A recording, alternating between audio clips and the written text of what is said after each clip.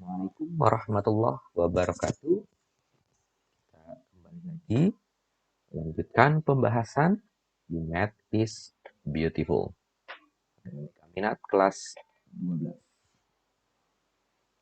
Jadi sama-sama kita awali pembelajaran kita dengan baca basmalah. Bismillahirrahmanirrahim. Lanjutkan dengan salawat Nabi. Allahumma sholli ala Muhammad wa ala ali Muhammad. Ya Allah, berikanlah rahmatmu pada Nabi Muhammad dan keluarga Nabi Muhammad. Dan mudah-mudahan pembelajaran kita kali ini diberikan kemudahan oleh Allah Subhanahu wa Ta'ala untuk kalian menerima pembelajaran dan ilmu yang kalian miliki akan bisa lebih bermanfaat. Amin, amin ya Rabbal Alamin. Baik, kita lanjutkan ke limit fungsi trigonometri. Di sebelumnya, kita akan coba mereview tentang identitas trigonometri. Ingat, bentuk dasar identitas trigonometri adalah sin kuadrat A ditambah cos kuadrat A sama dengan 1. Ini bentuk dasarnya. Nah, ketika kita coba kembangkan, maka misalkan saya rubah menjadi sin kuadrat 2A ditambah dengan cos kuadrat 2A, ini juga akan tetap menjadi 1. Kenapa? Karena sudutnya sama, ya. Kemudian jika dikuadratkan ditambah. Atau bentuk lain lagi, misalkan saya punya sin kuadrat setengah X ditambah dengan cos kuadrat setengah X, ini juga hasilnya 1. Ya, yang pasti ini adalah bentuk dasarnya. Kemudian berikutnya, kita cuma punya bentuk lain. Ketika saya punya sin 2A, bentuk dasarnya adalah 2 sin A kemudian cos A. Ini bisa kita kembangkan menjadi kalau saya minta sin A saja. Nah, ketika bentuk dasarnya sudutnya 2A, di sini menjadi A. Berarti ketika sin A, maka dia berubah menjadi sin ya, setengah A kosinus setengah A ya. Jadi sudutnya cukup dibagi 2 saja ya. Oke. Kemudian ketika saya punya cos. Nah, sekarang untuk yang cos, kosinus, ketika saya punya cos 2A, karena kita punya 3 pola nih, bisa ngerubahnya ke cos kuadrat A min sin kuadrat A, bisa juga merubahnya ke 2 cos kuadrat A min 1, bisa juga merubahnya ke 1 min 2 sin kuadrat A. Itu ketika cos sudutnya adalah 2A. Sekarang ketika saya minta misalkan cosnya cos A misalkan. Nah, artinya kalau sudutnya 2A, semua menjadi A. Berarti kalau sudutnya A, ya berarti mau tidak mau menjadi cos kuadrat setengah A dikurang dengan sin kuadrat setengah A. Itu ya. Tahu menjadi 2 kosinus kuadrat setengah A dikurang dengan 1. Atau malah jadinya 1 min 2 sin kuadrat setengah A ya. Kalau seandainya sudutnya 4A, ya sudah nih jadi 2A, 2A gitu ya. Itu yang menjadi acuan untuk pengembangan identitas trigonometri yang digunakan pada limit fungsi trigonometri. Sudah cukup jelas? Sekarang kita lanjutkan ke limit fungsi trigonometri. Sebelumnya sudah pernah kita bahas ya. Dengan model yang pertama, limit dapat ditentukan nilainya dengan mensubstitusi langsung nilai X yang didekati. Sudah kita jelaskan. Nah, sekarang saat ini kita akan bahas tentang yang kedua. Limit menghasilkan bentuk tak tentu, kata kuncinya ini bentuk tak tentu, apabila nilai X yang didekati disubstitusi langsung. Nah, modelnya bagaimana sih yang disebut dengan pola yang kedua? Nah, dikatakan pola yang kedua, limit menghasilkan bentuk tak tentu apabila nilai X yang didekati disubstitusi langsung. Ya, apa itu bentuk tak tentu? Kita berikan contoh saja. Contoh 4. Limit X untuk mendekati setengah pi untuk fungsi cos kuadrat X, sin setengah X dikurang cos setengah X dalam kurung dikuadratkan, maka langkah pertama bagaimana? Maka kita cukup mensubstitusikan nilai X ini dengan setengah pi. Maka kita substitusikan. Kita gantikan semua nilai X-nya. X yang ini, X yang ini, X kita gantikan semua dengan setengah pi. Cukup jelas sampai sini? Nah, kemarin sudah kita bahas bahwa yang namanya pi adalah 180 derajat. Maka ini kita konversi setengah pi, gitu ya. Oh, jadinya setengah pi itu sama dengan setengah dari 180 derajat. Maka dia menjadi 90 derajat. Kemudian yang di bawah, setengah dikali pi. Oh, setengah dikali pi. Nah, berarti kan 1/2 dikali 180. Maka dia menjadi, kalau ini kita coret, dia menjadi 90. Coret lagi dengan 2, maka dia menjadi 45. Berarti 45 derajat. Maka dengan demikian kita rubah cos setengah pi menjadi 90 derajat, setengah kali setengah pi menjadi 45, ini juga sama jadi 45. Oke, selanjutnya baru kita, karena ini sudah sudut istimewa ya, 90, 45, dan 45, cos 90. Nah, kita ingat, 90 kan kodenya adalah 1, 0, ketika limit ya, maka dia menjadi tak berhingga.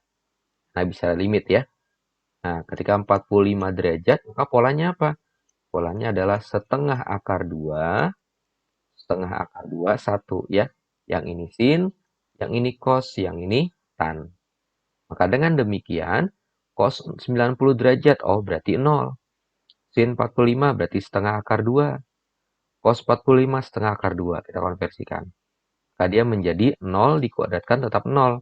Nah, setengah akar 2 dikurang setengah akar 2, 0. Dikuatkan 0. Nah, ketika muncul 0 per 0, inilah yang disebut sebagai bentuk tak tentu. Ya, yang disebut sebagai bentuk tak tentu. Nah, ketika muncul bentuk tak tentu seperti ini, maka ini belum selesai. Gitu ya. Nah, bagaimana cara menyelesaikannya? Nah, cara menyelesaikannya adalah ketika muncul bentuk tak tentu, maka ubah bentuk fungsi trigonometrinya. Bagaimana cara merubah bentuk fungsi trigonometrinya?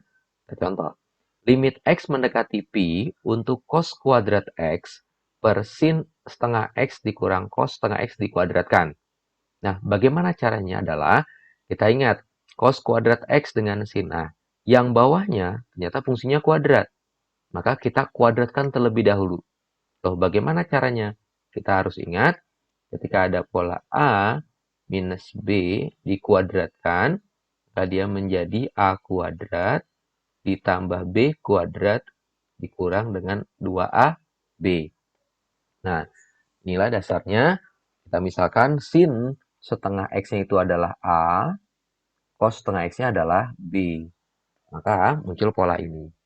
Maka A dikurang B dikuadratkan menjadi A kuadrat. Siapa A-nya? Oh, ternyata sin setengah X. Ya sudah, ini kita kuadratkan. Ditambah dengan B kuadrat. Oh, ini berarti B. Dikurang dengan 2 sin. Di sini 2 kali A kali B. Ya sudah, berarti 2 dikali sin setengah X dikali cos setengah X. Ini cukup jelas.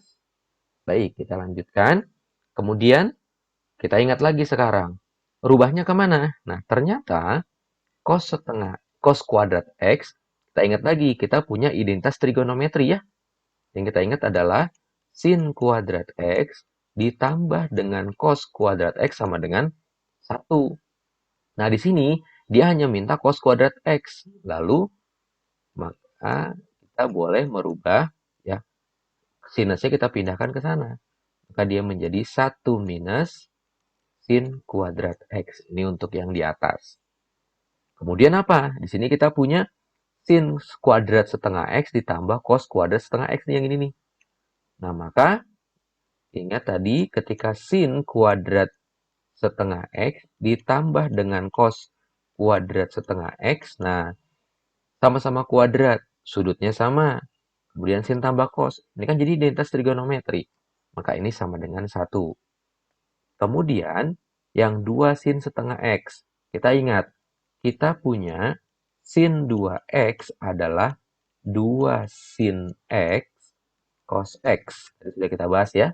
Lalu bagaimana kalau seandainya di sininya 2 sin setengah X cos setengah X. Nah, kalau 2 sin X cos X menjadi sin 2X, Kalau sudutnya 1 dia jadi 2. Sekarang kalau 2 sin setengah X cos setengah X, maka sudutnya jadi berapa? Gitu kan ya? Oh, ternyata sudutnya jadi 1 saja, gitu. Maka dengan demikian perubahannya adalah ini berubah menjadi 1 min sin. Nah, ini jadi tidak kelihatan ya. Kita buat sedikit yang sini. Nah, biar bisa terlihat. Oke, berarti 1 min sin kuadrat dari mana? Dari perubahan ini ya. Ini perubahannya. Kemudian sin kuadrat setengah X ditambah cos kuadrat setengah X. Kita rubah menjadi 1. Kemudian min 2 sin setengah X cos setengah X. Kita rubah menjadi sin X. Inilah bentuk sederhananya. Nah, lalu bagaimana? Nah, kita ingat lagi sekarang. Sekarang 1 min sin kuadrat X dengan 1 min sin X. Yang bawah sudah sederhana, tapi yang atas belum. Nah, kita ingat lagi pelajaran SMP. Ketika saya punya A kuadrat min B kuadrat, lalu bagaimana cara ngerubahnya? Ternyata ini akan sama, menjadi A dikurang dengan B, A ditambah dengan B. Boleh nggak nih terbalik? Silakan. Mau A plus B dulu baru A min B, silakan ya. Maka ini kita rubah menjadi 1 min sin dengan 1 plus sin. Ya. Karena dengan demikian ada yang sama nggak? Oh, ternyata ada yang sama. 1 min sin dengan 1 habis. Ya, dia jadi 1. Maka sisa tinggal 1 plus sin X. Kalau sudah ada yang dicoret seperti ini, maka tinggal kita cukup substitusikan X-nya dengan setengah pi. Sudah berarti kita ganti X-nya dengan setengah pi. Setengah pi berapa? 90 derajat. Maka 1 plus sin 90 derajat. Tadi ingat ya? 90 kodenya adalah 1, 0, ya tak berhingga. Maka dia menjadi 1 ditambah dengan 1. Hasilnya adalah 2. Ya, itulah contoh untuk bentuk yang kedua. Ini ketika yang dihasilkan adalah bentuk tak tentu. Nah, ada clue lagi. Di dalam limit itu ketika ada 0 dibagi dengan sesuatu, ini adalah 0. Kemudian sesuatu dibagi 0, dia menjadi tak berhingga. Ini menjadi clue ya. Kemudian ada lagi, ketika sesuatu dibagi tak berhingga, maka dia menjadi 0. Tetapi ketika tak berhingga dibagi dengan sesuatu, maka dia menjadi tak berhingga. Nah, ini semua merupakan sebuah jawaban langsung ya. Yang tidak boleh adalah 0 per 0. Nah, yang disebut dengan bentuk tak tentu. Bentuk tak tentu adalah yang 0 per 0 dan tak berhingga per. Nah, inilah yang disebut sebagai bentuk tak tentu. Ini harus kita rubah dulu. Tapi ketika dia A per 0, 0 per A per tak berhingga per A, ini sudah langsung sebuah jawaban. Ya, oke, baik, cukup sampai di sini. Mudah-mudahan bisa mudah untuk dimengerti untuk kalian. Ya, kita tutup dengan bacaan hamdalah. Alhamdulillahirobbilalamin. Wassalamualaikum warahmatullahi wabarakatuh.